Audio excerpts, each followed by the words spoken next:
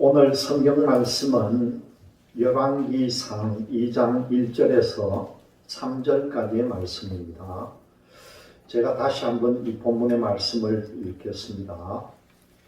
다윗이 죽을 날이 임박하매 그의 아들 솔로몬에게 명령하여 이르되 내가 이제 세상 모든 사람이 가는 길로 가게 되었노니 너는 힘써 대장부가 되고 내 하나님 여호와의 명령을 지켜 그 길로 행하여 그 법률과 계명과 율례와 정거를 모세의 율법에 기록한 대로 지키라. 그리하면 내가 무엇을 하든지 어디로 가든지 형통할지라. 여러분, 이 말씀은 바로 다윗의 유언입니다. 마지막 임종을 하기 전에 유언으로 하는 말씀입니다. 오늘 말씀의 제목이 뭡니까? 죽음을 준비하라는 거예요. 과연 어떤 식으로 죽음을 준비할 것인가? 여러분, 그것을 한번 생각해 봐야 될 것인데, 불과 이틀 전에 여러분 보도를 통해서 봤을 것인데, 우리나라의 참 유명한 영화 감독이 누구였습니까? 김기덕이라는 감독입니다.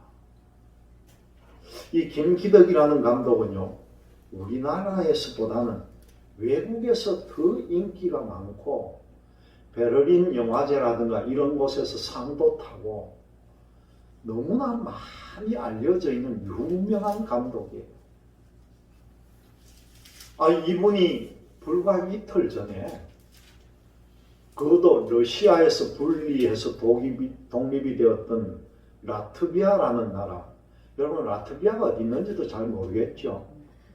소련 중에서도 저 북서쪽에 스웨덴이나 핀란드 있는 그쪽 가까이에 붙어 있는 작은 나라가, 러시아에서 분리된 나라가 라트비아인데, 그 나라에 가가지고요, 코로나19로 죽은 거예요.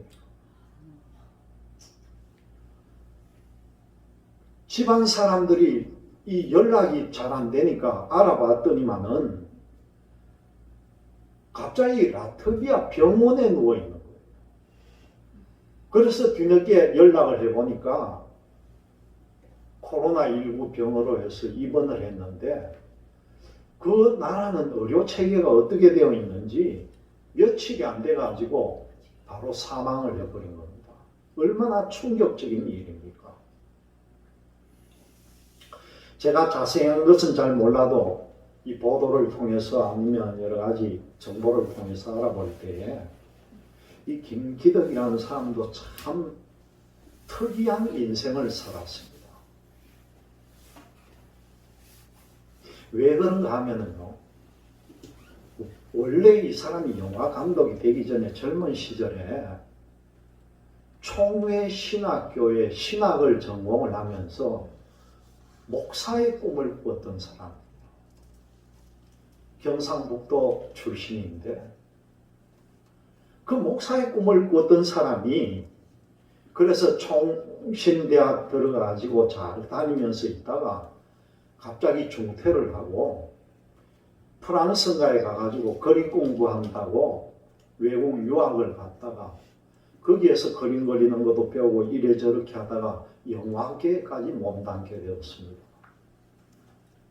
그런데 이분이 영화를 만든 게 보통 보면 우리가 잘 아는 사마리아라든가 피에타라든가 그리고 섬, 무슨 파란 대문 이런 종류의 영화가 있는데, 보통 보면은 일반 사람들은 좀 이해하기 힘든, 너무나 또 폭력적인, 그리고 여성들의 삶이 아주 피폐되고 힘드는 그런 좀 난해한 영화, 이런 걸 만들다 보니까 국내에서는 별로 인기가 없는데 외국 영화제에 출품을 하면은 거기에서 상을 받고 대단한 인물로 알아준 거예요. 불과 12월 20일이 자기가 이제 환갑을 맞이하는데 60을 완전히 다 채우질 못하고 환갑을 불과 열흘도 채 안 남겨놓고 운명을 하고 말았습니다. 참 안타까운 일이죠. 자기는 어떤 죽음을 준비했겠습니까? 뜬금없이 아무 조치도 못하고 그 내용을 알아보니까요. 우리나라에서 적응이 안 되니까 그 옛날 소련 땅 라트비아라는 데 가가지고 영주권을 얻고 아예 외국에 가서 살 작정을 하고 간 거예요. 그래서 집도 알아보고 돌아다니다가 코로나19 걸려가지고 죽었는 거죠. 오늘 죽음에 관한 말씀을 나누려니까 먼저 말씀을 드리게 되었는데 우리가 이분의 죽음도 있지만은 우리가 지난 한 달여 전 10월 달에 이뤄진 일이니까 거의 2달이 가까이 될 때 이야기인데 그 지구촌 교회 원로 목사였던 이동은 목사님 그 젊은 아들 나이 40된 아들이 암으로 해서 세상을 떠나고 그 아버지가 장례식에 그 아들이 죽은 것을 하나님께 감사하는 감사의 제목을 10가지를 올려놓은 그 내용을 보고 많은 사람들이 정말 잔잔한 감동을 받았다는 겁니다.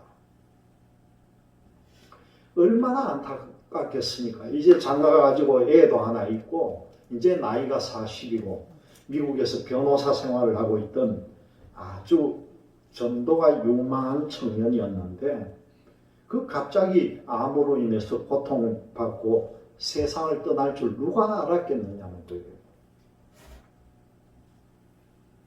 이 아버지가 감사의 메시지를 전하는데요. 이런 말로 시작을 합니다. 아들이 지독한 암의 통증에서 해방되어서 감사합니다. 그리고 두 번째는 보니까요. 영광의 나라 천국에 입성하여 감사합니다. 세 번째로는 그동안에 유머가 많았던 아들로 인해 누린 기쁨을 감사합니다. 그리고 또 그 여러 가지 내용 중에도 보니까 아들의 고통을 통해 예수님을 내어주신 하늘 아버지의 고통을 알게 하심을 감사합니다. 그런 내용도 있고요. 또 보니까 또한 자식을 먼저 떠나보낸 수많은 부모들의 고통과 연대하게 되어서 감사합니다. 이런저런 내용을 10가지를 기록을 해놓은 거예요. 우리가 자식이 먼저 죽으면 가슴에 묻는다고 하잖아요. 얼마나 뼈아픈 일입니까? 그것을 감사로 승화시킨 이 목사님의 감사의 제목을 보고 우리는 감동을 받을 뿐입니다. 여러분, 사람은요, 죽을 때까지 준비를 합니다. 어떤 준비를 합니까? 봄이 지나면은 우리는 무더운 여름을 준비하고 또 가을이 가면은요, 다가올 추운 겨울날 우리가 월동 준비를 하죠. 그리고 학생들은 보면은요, 진학을 위해서 준비를 하고 또한 젊은이들은 취업을 위해서 준비하고 사람은 아침에 눈을 뜰 때부터 저녁까지 또한 태어나면서부터 죽을 때까지 무엇인가 끊임없이 준비하고 또 준비한다는 거예요. 이런 가운데 반드시 준비해야 할 것이 있다는 겁니다. 그것이 뭐겠습니까? 오늘 말씀의 제목처럼 죽을 준비를 해야 된다는 거죠. 라틴어 격언에 이런 말씀이 있습니다. 그 말이 뭐냐고 보니까요. 메멘토 모리라는 거예요. 이 메멘토 모리라고 하는 말 뜻이 뭐냐고 하면은 너는 반드시 죽는다는 것을 기억하라는 그런 뜻이에요. 너는 반드시 죽는다는 것을 기억해라. 몸은 메멘토 모리라고 이야기합니다. 그러므로 우리는요, 준비를 해야 합니다. 여러분, 죽음은 누구에게나 예외 없이 다 일어나는 최대의 사건이기 때문에 우리는 죽을 준비를 해야 된다는 거죠. 여러분들은 지금 어느 정도 준비해 놨습니까? 뭘 준비해 놨습니까? 여러분, 안 했다면은 고개만 흔들지 말고 꼭 준비를 해 놓으시기를 바랍니다. 그런데 죽음이 내 인생의 최대의 사건임에도 불구하고 이사하는 것보다도 더 준비를 안 하고 있는 거예요, 우리는. 죽을 준비를 하자는 말은 죽자는 말이 아니에요. 어떻게 죽을 건지 죽음의 방법을 찾아보자는 말도 아닙니다.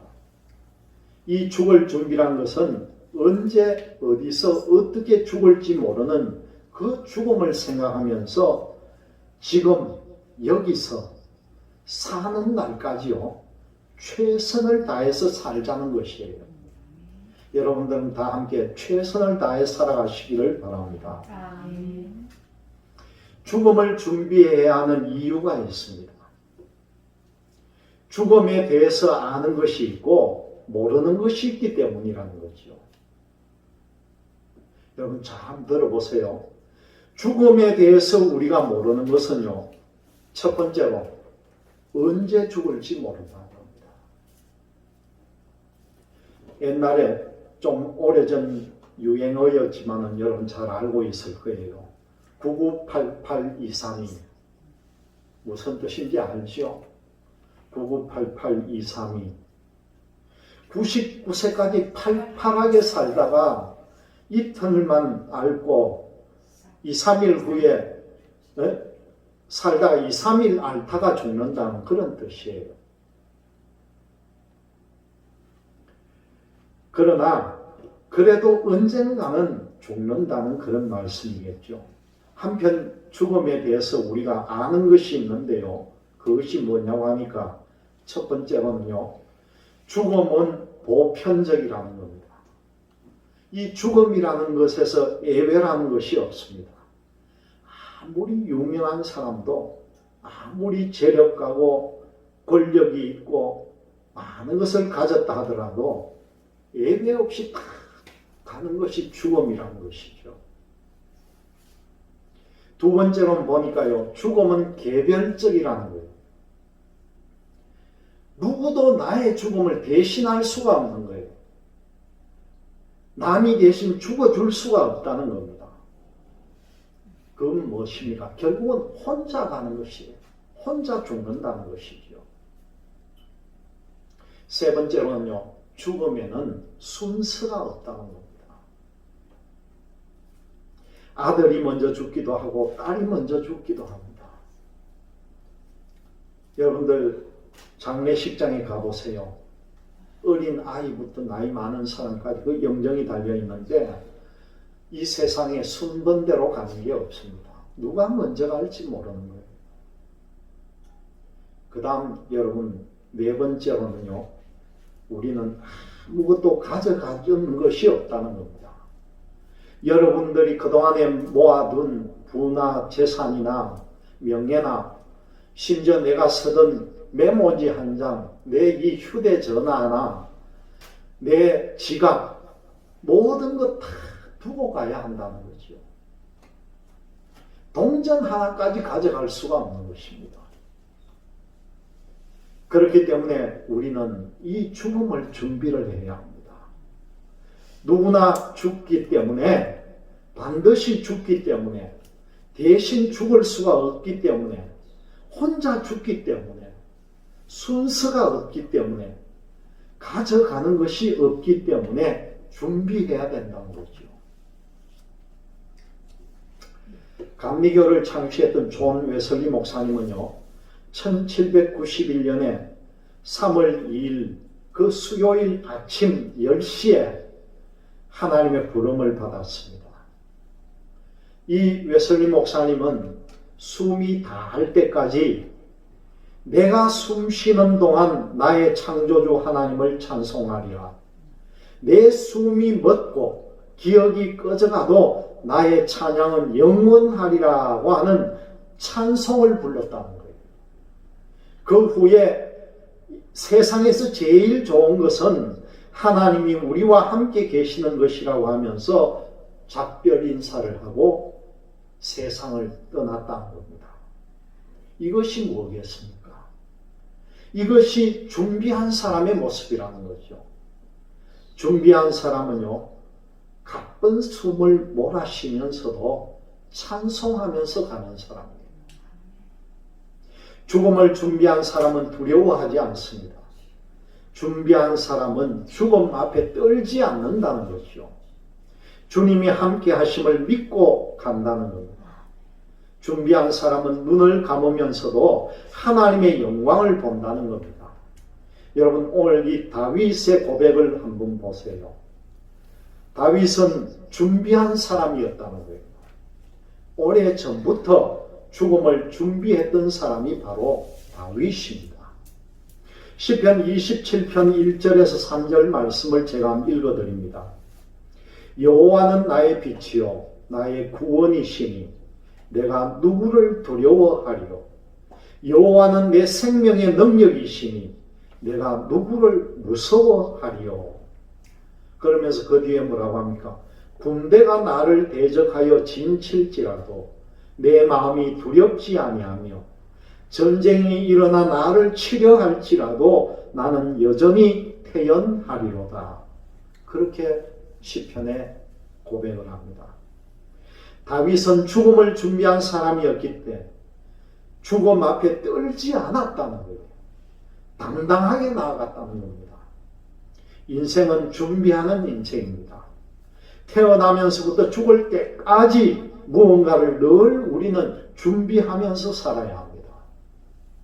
어떤 준비보다 여러분, 죽음을 준비하라는 거예요. 죽음의 준비가 가장 현명한 노후 준비라는 사실을 꼭 기억하시기를 바랍니다. 죽음의 준비가 곧 영생을 준비하는 것입니다. 죽음을 준비하는 것이 참된 지혜요. 가장 완전한 이사 준비가 된다는 거예요. 천국으로 이사가는 겁니다. 정말 우리가 웰빙으로 사는 삶이 바로 이 죽음을 준비하는 사실이라는 걸 꼭 기억을 하시고 늘 준비하는 인생을 살아가시기를 주님의 이름으로 기원드립니다. 아멘.